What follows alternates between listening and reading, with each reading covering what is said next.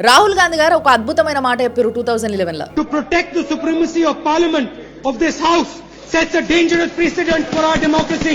ఈ రోజు ఇది పార్లమెంట్ మీద అటాక్ కావచ్చు, కానీ ప్రజాస్వామ్యం మీద అటాక్ రేపు ఏ వినాశనానికి దారి తీస్తదో. ఇది చిదంబరం గారు ఇంకో అద్భుతమైన మాట చెప్పారు. Should we close down parliament and put a lock on it and undertake hunger strikes to come to decisions? This would only mean that whoever was able to undertake the longest hunger strike would win and get his demand accepted. ఓట్లు ఎన్నికలు ఎందుకు, hunger strike ఎక్కువ రోజులు ఎవరైతే చేసినారో వాళ్ళే చట్టాలు తయారు చేసుకుంటే సరిపోతుంది కదా. మన్మోహన్ గారు అయితే ఇది ఎకానమీని దెబ్బతీయడానికే తప్పితే ఇంకా దేనికి పనికిరాదు అన్నారు. We are now emerging as one of the important players on the world stage. There are many forces that would not like to see India realize its true place in the comity of nations.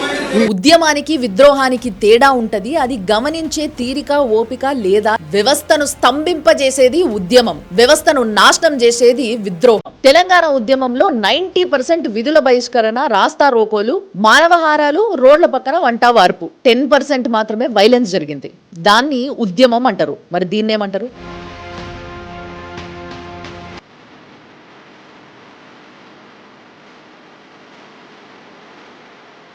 ప్రజల ఆస్తులపైన, government ఆస్తులపైన ఎన్ని రాళ్లు రువ్వితే neat leakage బాధితుల ప్రాణాలు తిరిగి వస్తాయి. Neat scam జరిగింది కాబట్టి parliament ని తగలబెట్టేద్దామన్నారు. నెక్స్ట్ ఇంకో స్కామ్ వస్తుంది, దేన్ని తగలబెడతారు. దాని తర్వాత ఇంకో స్కామ్ చేస్తారు, అప్పుడు దేన్ని తగలబెడతారు. వ్యవస్థల్ని తగలబెడితే మార్పు వస్తుందా, లేకపోతే వ్యవస్థల్ని ప్రక్షాళన చేస్తే మార్పు వస్తుందా? భారతదేశాన్ని బ్లేమ్ చేసే ఫారిన్ మీడియా కోసం చాలా కంటెంట్ చేసిండ్రు. ఒకరిని కింద వండబెట్టి శవం అని చెప్పి డ్రామా ఆడదాం అనుకున్నారు, వాడు మధ్యలో లేచిండు. ఇంకో జంటను చూడుండ్రి, సంటి పిల్లల్ని ఎత్తుకొని వచ్చిండ్రు.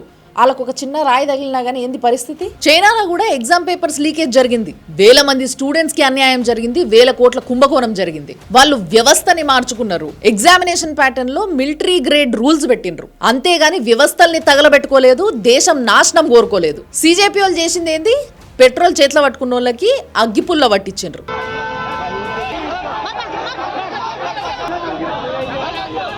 వీళ్ళు మాత్రం పోయి రెస్టారెంట్లో కూర్చున్నారు, తిన్నారు, మంచి మీటింగ్లు చేసుకున్నారు, హ్యాపీగా సెటిల్ అయ్యిండ్రు. ఎక్కడో ఉండే ఆ రాళ్ళు రువే బ్యాచ్ అంతా ఇక్కడికి వచ్చిండ్రు. ఏఐఎస్ఏ, ఎస్ఎఫ్ఐ, జేఎన్యూ బ్యాచ్, ఇటుకుడే బ్యాచ్ ఏదైతుందో వీళ్ళంతా రాళ్ళు పట్టుకొని దిగిండ్రు. రైల్వే స్టేషన్ పైన అటాక్ చేసిండ్రు కదా, పబ్లిక్ ప్రాపర్టీ పైన అటాక్ చేసిండ్రు కదా. మరి అయిపోయిందా? నీట్ బాధితులకి న్యాయం జరిగిందా? ఇప్పటి వరకు ఫారెన్ నుంచి వెళ్ళి 3 లక్షల కోట్ల ఫండ్ వచ్చింది. ఇక ఇప్పటి నుంచి వెళ్ళి రాదు అన్న విషయం అర్థం కాగానే ఎలుకలే బయటికి కూరుకొచ్చినాయి. అమెరికాలో FARA ఉండొచ్చు, కానీ ఇండియాలో FCRA ఉండొద్దు. చైనాలో ప్రజాస్వామ్యం వద్దు, కానీ ఇక్కడ మాత్రం ప్రజాస్వామ్యం అనే పేరుతోని దేశాన్ని నాశనం పట్టియాలి. నా మీద రీల్స్ చేసుకుంటూ బతికే బ్యాచ్ చాలా మంది ఉన్నారు. వాళ్ళందరికీ చెప్పుతోను కొట్టే సమాధానం చెప్పబోతున్నా.